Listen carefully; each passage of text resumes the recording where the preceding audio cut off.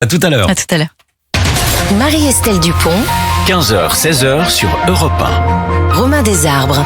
Bonjour à tous, bienvenue sur Europe 1 pour Et si on en parlait avec Marie-Estelle Dupont. Bonjour Marie-Estelle. Bonjour Romain. Votre regard de psychologue clinicienne sur l'actualité à retrouver chaque jour entre 15h et 16h et en podcast sur l'application Europe 1. Vous pouvez d'ailleurs d'ores et déjà nous appeler au 01 80 20 39 21. Amandine et Roman sont là pour prendre tous vos appels. Aujourd'hui, au lendemain de la fête des pères, Marie-Estelle Dupont, vous vouliez nous parler de la relation entre les pères et leurs filles. Oui, papa. Ces deux lettres répétées recouvrent probablement une des réalités les plus sensibles de notre humanité. Le premier mot, souvent prononcé par un enfant avant maman. Papa, c'est l'autre nom du lien. Dans ces deux lettres réside une surabondance d'espoir. L'espoir d'être aimé, l'espoir d'être considéré, l'espoir d'être protégé. Je dînais l'autre jour avec une amie et par la fenêtre du restaurant, une scène attira notre attention. Une petite fille sur les épaules de son père, ses chaussures blanches ballantes contre sa chemise.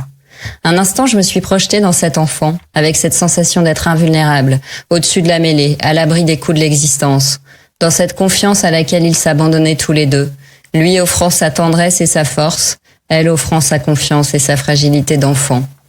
Comme maman, c'est un titre qui se mérite, papa.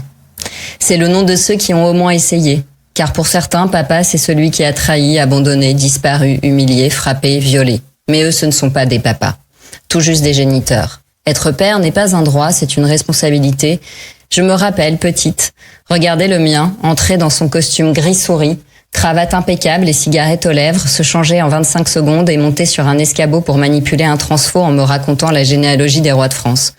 Et quand je lui demandais si vraiment Marie Lesinska avait été heureuse avec Louis XV, il me disait « Mais cesse donc de te poser toutes ces questions ». Je lui ai, sur ce point, absolument désobéi. Même le titre de mon émission sur Europe 1 est une question.